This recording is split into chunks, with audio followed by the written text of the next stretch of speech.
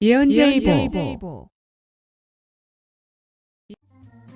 박지원 사위 A씨의 마약 재판이 화제가 되고 있다. 그는 엑스타시와 대마, 여기서 대마는 아마도 액상 대마를 말하는 듯하다. 일반 대마는 크게 중독성이 강하지 않고 각성형 마약이 아닌 아편과 같은 진정성 마약인데 반해 액성 대마는 대마 추출물을 이용해 100배 정도 효능이 강화되고 각성 효과도 큰 물질이다. 여하튼 29세 묘령의 여자와 함께 투약한 혐의는 인정하고 있으나 마약을 들여온 혐의는 부인하고 있는 걸로 알려지고 있다. 이번에도 지난번 홍정욱 딸처럼 판세에 따끔하고 자비로운 충고와 함께 집행유예를 기대해본다. 최근 보면 굴지의 재벌가로부터 황하나 연예인까지 마약 관련 뉴스가 끊이지 않고 있다. 그 이유는 아마도 마약은 한계가 없는 쾌락을 주는 지구상의 유일한 물질이기 때문이다. 보통 메스암페타민, 아이스, 짝대기, 얼음 등등 소위 뽕이라 이야기되는 마약이 대표적인데 이를 복용하면 성관계 시 성기 주변의 모세혈관과 감각 촉수가 많은 여자의 경우 일반 성관계에 비해 100배의 쾌감을 얻을 수 있고 남자는 8배 정도의 쾌감이 느껴진다고 한다. 아무리 슈퍼카를 모아도 펜트하우스를 모아도 빌딩을 모아도 결국 나중이 되면 시들해지는 한계효용 체감의 법칙이 세상사 모든 것에 적용되지만 마약의 경우 용량만 늘려주면 질리지도 않고 효용이 체감되지도 않는다. 물론 그러다 골로 가겠지만 여하튼 그런 이유로 외국 유학 경험으로 자연스레 각종 마약을 접해보고 인생의 다른 쾌락이 너무나 시들해진 재벌가와 소위 돈 좀 있는 아덜이 종국의 마약에 빠지는 건 어찌 보면 당연한 일일 수도 있다. 얼마 전 김용호 기자가 말한 황하나가 부유층들에게 염산을 공급해주는 브로커라는 주장이나 그것이 알고 싶다에서 그녀 주변의 묘한 죽음에 대해 포인트를 살짝 비틀어 마약 중독자들의 강박관념으로 이쁘게 포장해 내보낸 점 등을 보면 국내 소위 힘있고 돈 있는 상류층들에게 마약이란 게 얼마나 광범위한 위크포인트인지 추정해볼 수 있어 보인다. 물론 의 내용이 사실로 밝혀진 바는 없는 갱 추정일 뿐이고 황하나가 누명을 쓰고 있고 선량한 피해자임을 일 수도 있다. 이제 맞지 않는 재벌가 손녀란 라떼로도 떨어졌으니 얼른 나와 인플루언스로 맹활약 해주기 바란다. 크크. 추가로 설명하자면 위의 염산이란 마약에 중독되어 마약 난교 파티 등을 함께 할 수 있는 여성 중독자를 말하는 은어이며 마약 브로커들이 돈 많은 VIP 구매자들에게 같이 마약을 하고 즐기라며 일종의 선물처럼 던져주는 자신들의 수중에 있는 마약의 노예가 된 여성들이다. 소위 교도소에서 최고의 미녀들이 바로 저 염산들이라고 하며 연예인, 템프로, 대학생, 다양하다고 한다.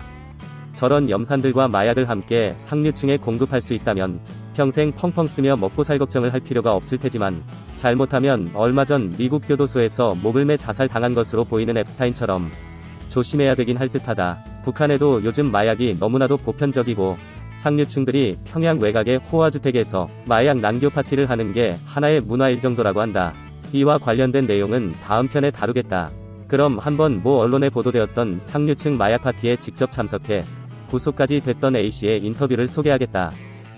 철저한 익명을 요구한 A씨는 세간에 알려진 것 이상으로 유력 인사들 사이에서 마약 거래가 공공연하게 이뤄진다고 털어놨다.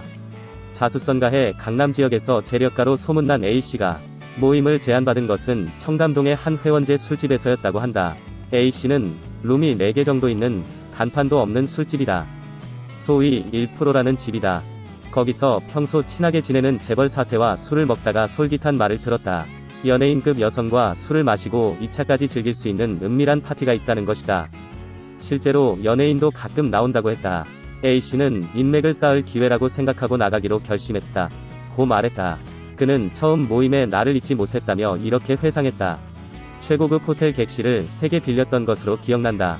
그날 나를 포함해 10여 명이 참석했다. 여자는 4명이었는데 그 중엔 연예인과 모델이 포함돼 있었다. 나머지는 일반인이었는데 둘 다 유학파였다.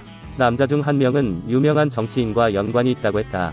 지금도 TV에 많이 나오는 정치인이다. 또 재벌가 4세와 유력 중견기업 대표도 있었다. 호텔에서 술을 마시고 여자 중 한 명과 성관계도 했다. 그날 비용은 신고식이라며 내가 냈는데 반값을 포함해 대략 3천만원 정도가 나왔다. 돈에 구애받진 않지만 하루 노는 것 치곤 과했던 것 같다. 그 이후 A씨는 서너 차례 더 모임에 참석했다고 한다. 이어지는 A씨 얘기다.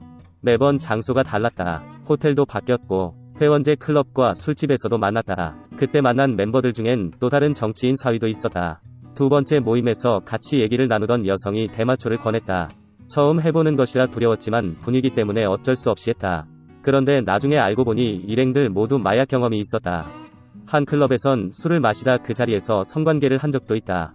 우리가 찾는 클럽의 VVIP룸엔 침대와 샤워 시설이 갖춰져 있었다. 솔직히 말하면 그룹으로 한 적도 있었다. 남자들은 물론 여자들도 전혀 그런 것을 개의치 않았다. 나도 경험해보기 전까진 상상할 수 없었던 일이다. A씨는 당시의 일을 후회하고 있다며 이른바 상류층 자제들의 도덕적 문란이 심각한 지경에 이르렀다고 꼬집었다. A씨는 결국 나는 마약 투약으로 처벌을 받았다.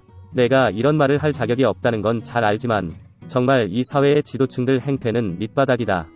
마약을 하고 문란한 성생활을 한다. 그런데 더욱 문제는 자신들이 이런 짓을 해도 누가 건드리겠느냐고 생각한다는 것이다. 자, 한국도 이제 마약이 점점 더 보편화될 것다 생각되면 좋아요를, 아니다, 한국은 마약 청정국의 지위를 절대 잃어버리지 않을 것이다 생각되면 싫어요를 눌러 우리 모두의 생각을 확인해보자.